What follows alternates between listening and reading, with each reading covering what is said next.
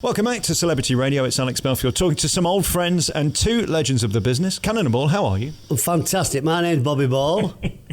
And your name? And I'm Tommy Cannon, and it's great. We're having a great time. I was just telling you both, you were both very, very sweet to me at the beginning of my career when I started doing this job. And there you were in Panto, and you're still doing Panto today, and you're still selling out theatres. And now this new play, The Dressing Room. Congratulations. Well, thank you very much. Yeah, it's a new play. I wrote The Dressing Room, and I said to Tommy, look, I've wrote this. And then we said to my mates, Stu Francis and Johnnie Casson, we're doing this play, do you want to do it? And they said, oh, yeah, so we've all just jumped in, and we're just having a good time with it, you know, so, yeah. When did you know that it was worth putting on stage? Because it's all right writing something, but then you've got to actually know that it's funny and that people are going to want to watch it. You never know anything's funny. You can do it in front of a mirror forever. Is this your stomach or the drains, by the way? It's the drains. It's the sink. It's the sink doing a wobbler. It's not my stomach. I apologise. You could have problems on radio with noises like that, can't you?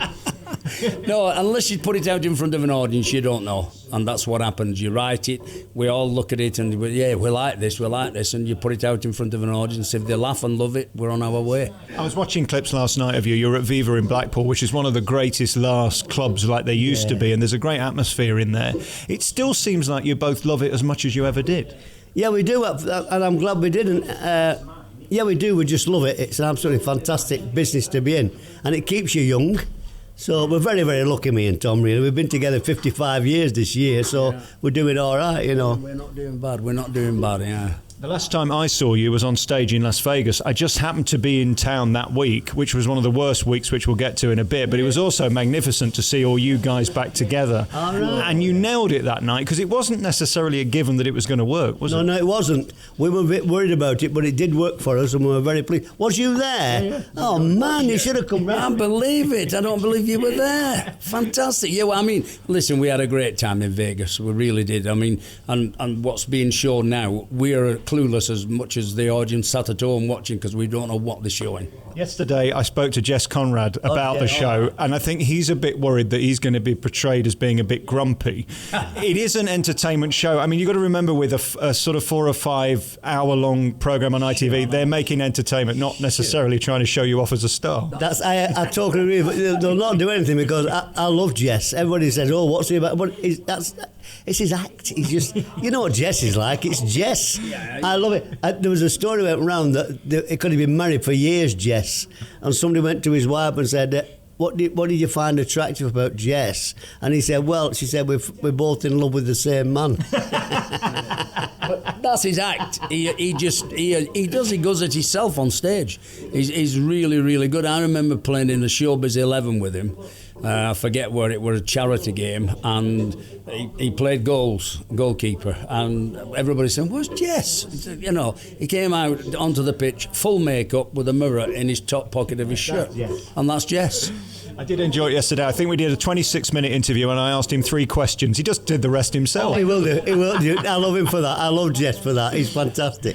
When they asked you to do the Vegas programme, was there ever a doubt that they could be taking the piss out of you, or it could be some sort of parody? I mean, it doesn't look like it so far. There's always a risk, isn't there? The thing is that when we were asked to do it, nobody told us anything about it. They said, listen, do you want to go to Vegas? Well, who doesn't want to go to Vegas in show business? And, you know, so I said, yeah, that'd be fantastic.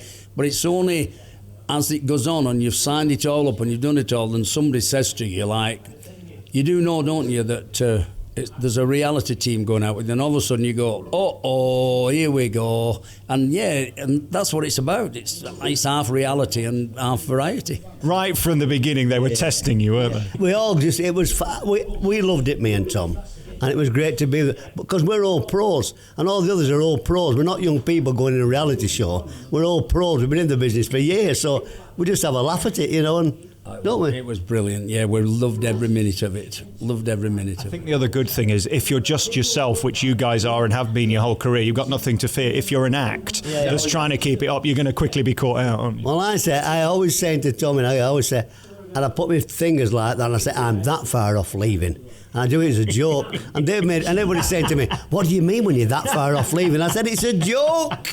You'd have already left if you wanted to go. Exactly. Do you know what I think is wonderful about you two as well? And I've interviewed so many legends over the years, is the fact that you both got your own identity individually and then you come together to keep the act fresh. And I think that's so important, isn't it? So you don't get on each other's tits. Yeah, I suppose after 55 years, I mean, I don't know whether, everybody, I might as well mention it because most people say, oh, you fell out and did it. No, what happened was in the early 80s, we had a couple of years where we still worked together, we still did everything together, but at night time or whatever we were in London, he'd go one way, I went the other. That was as simple as it is. And 2 years after that, we made up and we were best of friends and still are. So out of 55 years, 2 years is not so bad.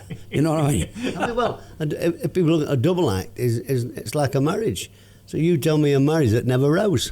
Right, especially for that long. They don't last half as long. Exactly. So that's what it is, a marriage. Yes, that's what it is. I wonder about some of the highlights of your life and career, because you've done everything. I mean, last week I was at the Ken Dodd funeral, and it was so sad to see all the legends there who were all paying tribute to this genius. I don't know how you felt about him, but I mean, there's never going to be another, is there? No, Ken Dodd was Ken Dodd. He was a one-off. I couldn't go because I was doing television, but he was a one-off, Ken, and a nice man too, so... He was a lovely man. Yeah, we met him. Do you remember when we were on the aeroplane and he was on the aeroplane with us, weren't he? Yeah. And he was such a laugh, such a character. We loved him. I think what I love about this lineup for this show is you're all guys who have been around a long time, and it's almost like you've had the best days of show business. Yeah. It doesn't feel like the days of variety are ever going to come back the way they were. No, it won't. But all of us are mates. That's the best thing. Yeah. Away from the stage, we're mates. So that's why it works. So. Very good, yeah. I do believe that it will come back because everything comes back. At the moment, the 70s styles for women and men is all back. I'll tell you a story, right? My two girls, years back, when me and Bob were together, I wore flares, right? We went to Australia, didn't I? Remember, I had the flares I used to wear, and wheel tappers and shunters, I wore flares. And a few years later on, my daughters come in and said, look at these, Dad, they're brand new, look. And I said, what are they? She said, they're flares. I said, they're brand new. I said, I wore them 10, 15 years ago. No, you didn't. And I showed them a picture of me and Bob.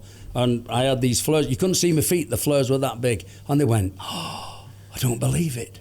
Everything comes round in time. It comes back again. Do you think there's a hope that the Vegas show could end up touring in its own right? Because, I mean, you guys did probably 10, 15 minutes each in that show, but you could do half an hour. I mean, there's a good tour in that show. They've actually asked us to do the tour. We'll have to see what happens. Yeah, we'll have to see whether they can fit it into scheduling. We've got the dressing room going, so... Yeah. Was it thrilling to have that live band behind you as well? I mean, it really was old Vegas. And that showroom, funny enough, the year before I saw a guy called Don Rickles, who you might know from America. Don Rickles. I mean, again, a legend. And he was failing at that point, really. He sort of needed his cues from his pianist. But even so, those showrooms have such history, don't they? It must have been thrilling to stand there. I mean, the amount of people, stars that...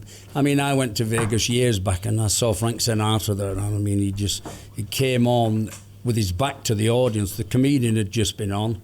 And he came on with his back to the audience, and everybody were going, who's that? Yeah. And all of a sudden, he just turned around and he went, Chicago. Oh, place went up like a bomb. Oh. We went in one place, and the guy who had the place, like a restaurant, bar-type place, and he took us to a little room at the side, and he said, this is where Sinatra and Dean Martin and Sammy Davis used to sit and discuss. You could never go in the room because it was their room. Right. So they used to sit in there and have a drink and a meal, and we sat in that room with them. Where they were, like unbelievable, really. Incredible. I know you were really busy when you were there. Did you have time to have fun? Because I mean, Vegas is such fun, but I know you were filming sort of 22 hours a day. Story, and we've got to be going in a minute, but I'll tell you the story. We went in a place you might know it called the Heart Attack Grill. Yes. Right, okay. Now, when you go in the Heart Attack Grill and they give you the beef burgers, if you don't eat all the beef burgers, there's two things, right? You either get up and sing to the restaurant or you get spanked. Right? I sang, Tommy got spanked. Am I right? How much did you pay for that? I didn't. It was the strangest thing because when I had the big thing, thinking to myself, yeah, come on, for a bit of fun, cameras are here, get the big burger. So I had the big burger, but nobody had told me that if I didn't eat it all, there was a forfeit. So I'm having a bit of fun. I said, well, I can't eat any more now of that. This girl come up, she said, have you finished? I said, well, I can't eat all that, love, you know. So she said, right. She said, and Bob didn't finish his. So she said, right, you've got a forfeit. go on the bar and sing karaoke, didn't you? So he went on that. She said, and now it's your turn. She said, because now I'm going to spank you. I said, sorry? I'm going to spank. And I thought it was Not tapping. No. I mean, she spanked my backside like you would not believe. And she did it 4 times or something. Andy went back the next day after. Well, you know what they say, what happens in Vegas ends up on ITV, so we'll see. Yeah. Guys, thank you so much for talking to me. You're true legends. We look forward to seeing this. You can find out more. Just put Cannonball into Google and it comes up. The Dressing Room's on tour. I'm going to see it now. And I hope I like it, because if not, it'd be awfully awkward, won't it? You will. You will. Thanks a lot. Cannonball, thanks for your time. Thank you very much, sir.